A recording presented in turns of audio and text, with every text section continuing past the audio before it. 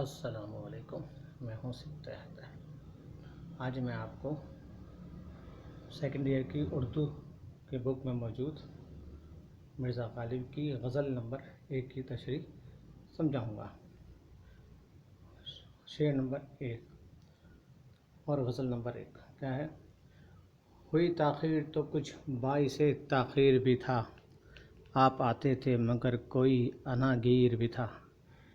مرزا غالب فرماتے ہیں کہ اے میرے دوست، اے میرے محبوب، آپ بلا تاخیر چلے آتے تھے میرے پاس نا، اور جو ہے کبھی آپ نے تاخیر نہیں کری، لیکن آج جو آپ آئے ہیں تو کوئی جو ہے دیر سویر آپ کو ہوئی ہے، یقیناً کوئی آپ کو روکنے والا تھا، کوئی عناگیر بھی تھا، کوئی روکنے والا تھا، کوئی وجہ تھی جس کی وجہ سے آپ ہمارے پاس دیر سے آئے، ورنہ آپ کبھی اپنے وقت کی وعدہ خلافی نہیں کرتے۔ آپ نے کبھی وعدہ خلافی نہیں کی، آپ نے جو وقت کہا اس وقت پر پہنچے۔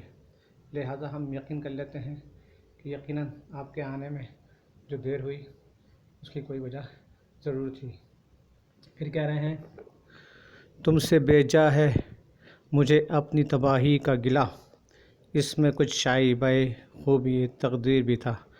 کہہ رہے ہیں میں تم سے جو ہے اپنی تباہی کا گلہ کیوں کروں، اپنی جو ہے بربادی کا گلہ کیوں کروں، کیونکہ اس میں کچھ قصور میرا اپنا ذاتی تھا اور کچھ میری تقدیر کا تھا۔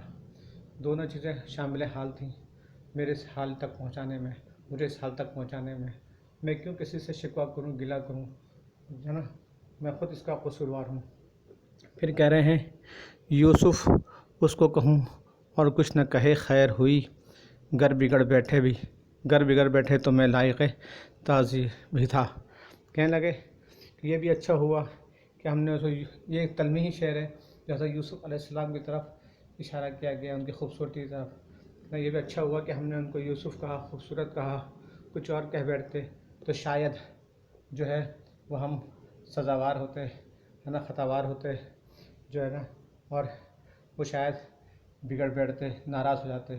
لیکن یہ اچھا ہوا کہ ہم نے ان کو یوسف کہا، یوسف خوبصورت کہا۔ اچھا، پھر کہہ رہے ہیں کہ جو ہے پکڑے جاتے ہیں فرشتوں کے لکھے پر ناحق آدمی، کوئی ہمارا دم تحریر بھی تھا۔ کہہ رہے ہیں کہ پکڑے جاتے ہیں فرشتوں کے لکھے پر ناحق، کہہ رہے ہیں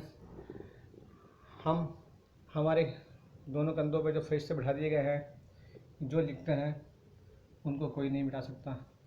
کیا لکھ رہے ہیں ہمیں نہیں پتہ۔ کاش ان کی جگہ کوئی آدمی ہوتا تو ہم اس سے بات کر لیتے، ہم بھی سمجھتے کہ وہ ہمارا ہمدرد بھی ہے، حالانکہ یہ بھی ہمدرد ہے، ایسی بات نہیں ہے، لیکن وہ کہنے اپنے تئیں پتہ نہیں ہے ہم آدمی ہیں، فرشتے پتہ نہیں کیا لکھیں۔ لہذا کوئی آدمی ہوتا ہے تو ہمارا دم تحریر بھی تھا، تو وہ ہمارا کہیں نہ کہیں ہمارا خیال کرتا، اور اگر ہم کچھ غلط بھی کر بیٹھتے تو اس کو بھی چھپا دیتا۔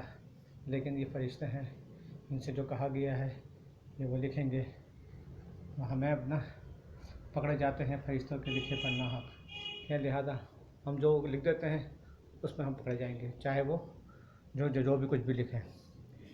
پھر کہہ رہے ہیں کہ ریختہ کہ تم ہی استاد نہیں ہو غالب، کہتے ہیں اگلے زمانے میں کوئی میر بھی تھا۔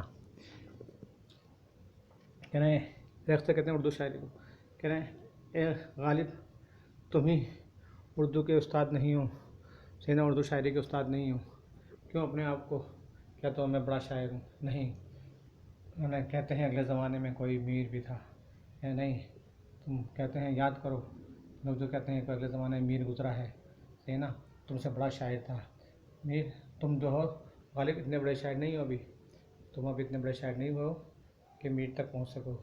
لہٰذا کیا ہے کہ تم اپنے آپ کو بڑا شاعر نہ سمجھو۔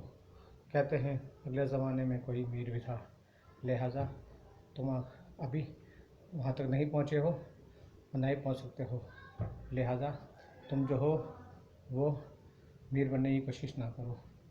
بہرحال یہ تھے مرزا غالب، جو اپنے آپ کو جو ہے اپنے جو ہے اپنے آپ کو بتایا کہ دیکھو میں بڑا نہیں ہوں، مجھ سے بڑے بھی شاید گزرے ہیں، یہ میں نہیں کہتا کہ تم مجھے بڑا سمجھو، ٹھیک ہے۔ اچھا، تو یہ ہو گئی مرزا غالب کی غزل نمبر 1 کی تشریح۔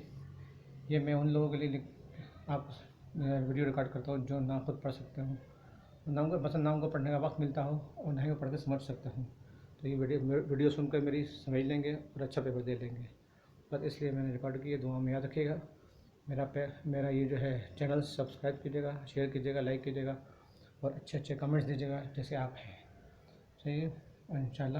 اور ہاں، ایک بات یاد رکھیے گا جو میں کہتا ہوں، کیا؟ کسی کو بتانا نہیں۔